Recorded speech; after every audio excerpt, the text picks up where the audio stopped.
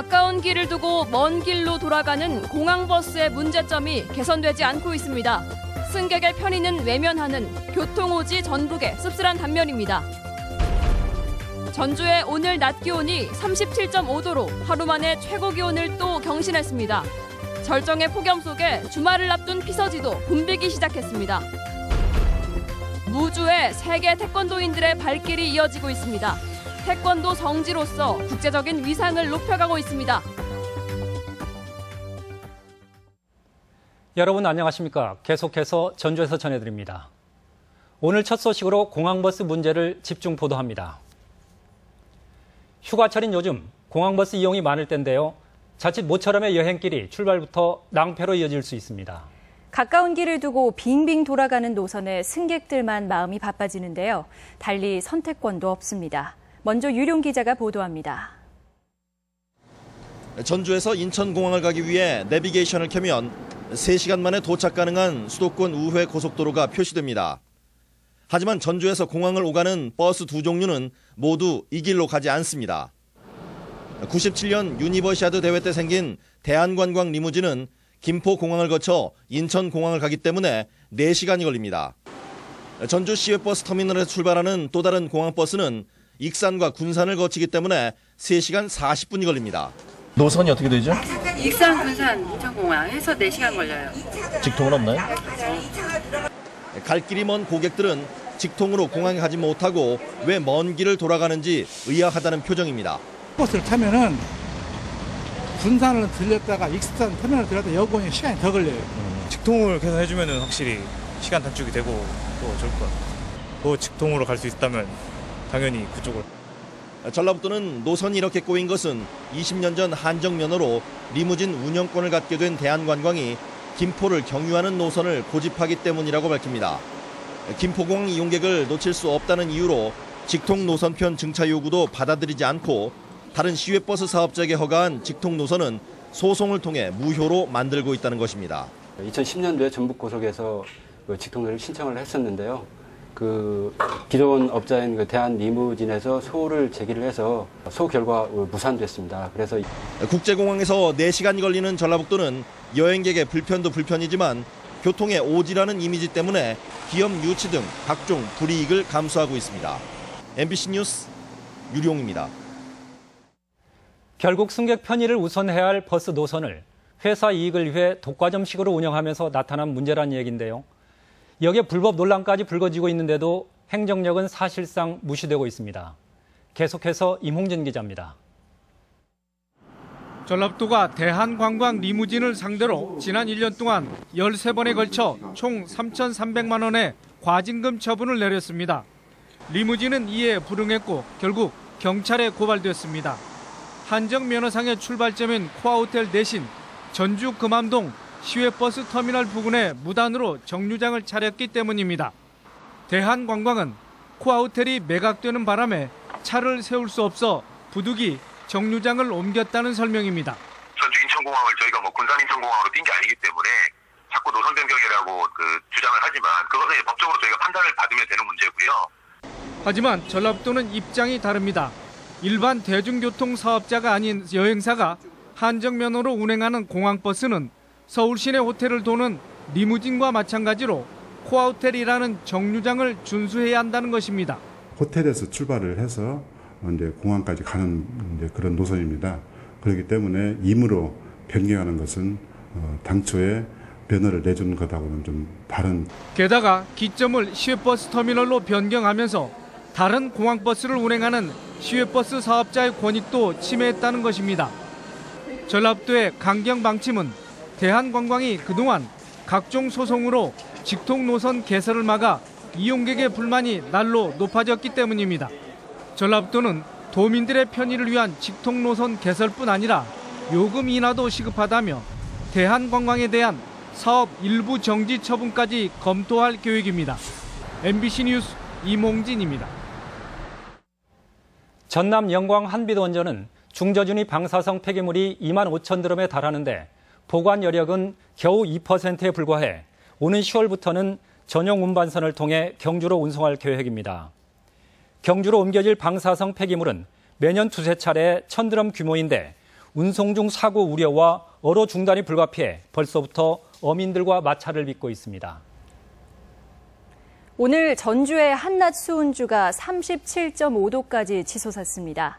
하루 만에 바뀐 올여름 최고 기온으로 폭염이 절정으로 치달으면서 피서지도 붐비고 있습니다. 김하연 기자입니다. 찜통 같은 도심을 벗어나 계곡물로 뛰어든 사람들. 발만 담가도 시원한 계곡물에 온몸을 담그고 여름 더위를 잊습니다.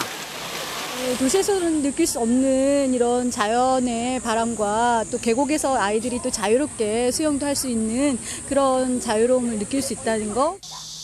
하천가 곳곳에는 주말을 앞두고 캠핑족들이 자리를 잡았습니다. 하천가라고 덥지 않은 건 아니지만 이래도 저래도 이기기 힘든 더위는 즐기는 것이 제일입니다. 한두 시간 나와 있을 때 찾아가지고 그냥 잠깐 나왔다가 그냥 들어가려고 더워서 그러고 나왔어요, 그냥. 전라북도 지역은 열흘 가까이 이어진 더위가 오늘 절정에 이르렀습니다. 전주의 낮 기온이 37.5도까지 치솟았고 임실 강진면 37.4, 완주 36.7도 등 대부분 지역에서 올여름 최고 기온 기록을 갈아치웠습니다.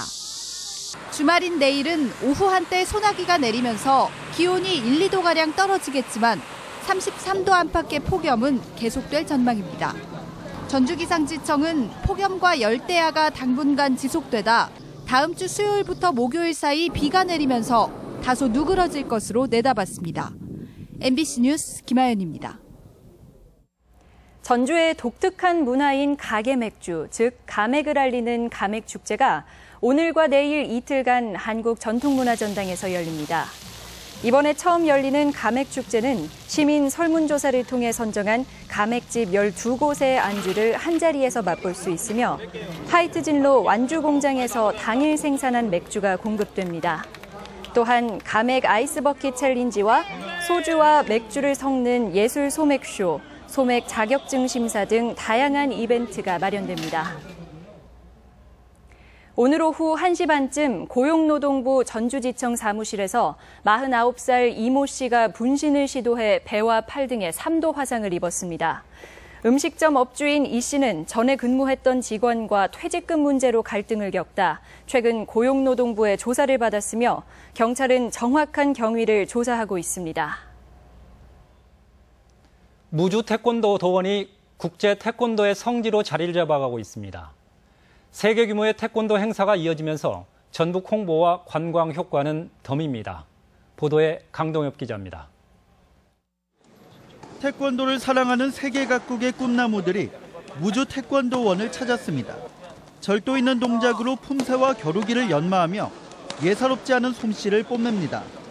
미국과 유럽 등 30여 개국에 13세 이하 선수단과 가족 2,500여 명이 세계 어린이 태권도 문화축제에 참가하기 위해 모인 겁니다. 국제적인 대규모 어린이 태권도 행사가 국내에서 열린 것은 이번이 처음입니다. I'm very happy. I want to show how I do taekwondo and I want to win. 참가자들은 태권도원의 여러 시설을 둘러보며 관심과 함께 만족감을 나타냈습니다. I think here this is very good. Yes, you have a great place here in Korea.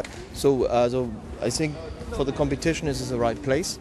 이들은 5일 동안 무주에서 머물면서 덕유산과 남원 광안루, 새만금 등을 둘러볼 예정이어서 지역 경제 활성화도 기대됩니다. 문화축제 외에도 외국인들의 태권도원 방문은 계속됩니다. 이달 말에는 세계 유소년 태권도 선수권 대회가 열려 70여 개국에서 1000여 명의 국가대표 선수가 모입니다. 앞으로 최대한 홍보를 해서 이제 우리 태권도원이 정말 태권도 성지로서 모든 사람들이 여기 태권도원을 방문해서 다양한 교육 체험을 할 수 있게. 태권도원이 국제 행사를 발판 삼아 태권도 성지로서의 위상을 공고히 하고 지역 경제의 효자 노릇을 할 수 있을지 기대됩니다. MBC 뉴스 강동엽입니다.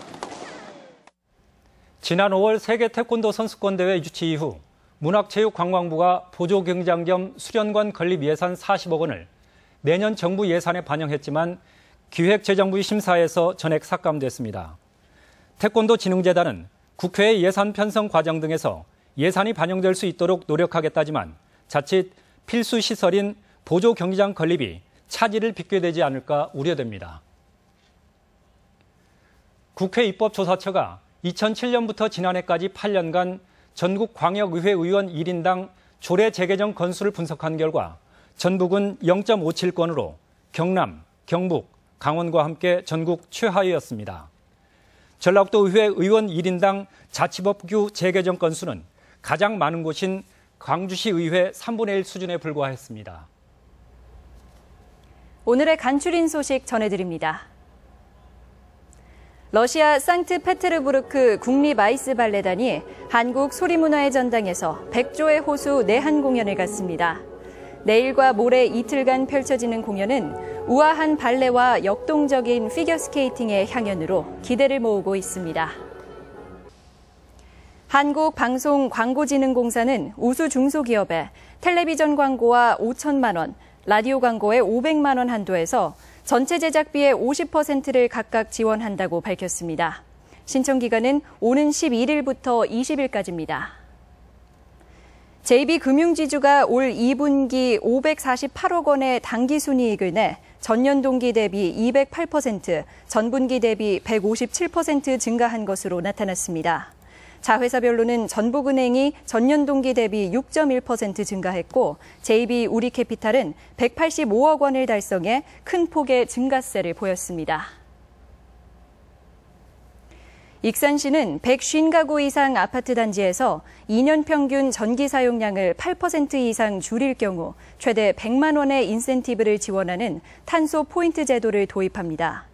수도 사용량을 5% 이상 줄인 가구에도 별도의 추가 인센티브를 제공할 계획입니다. 군산시는 중국 진출을 희망하는 지역업체를 산동성 위해시의 한중 교역센터에 입점시켜 중국 내수시장에 진출하는 방안을 추진합니다. 한중 교역센터는 위해시 정부가 지분 참여해 원스톱 통관 서비스와 물류 등의 중국 시장 진출을 지원하는 기관입니다. 군산 해양경비안전선은 선박 폐수를 유출한 경남 통영 선적 139톤급 어선 A호를 적발했습니다. 이 선박은 지난 1일 비응항에서 비상펌프를 오작동시켜 선박 폐수 400리터를 유출하고도 방제하지 않은 혐의입니다. 전북권 뉴스였습니다.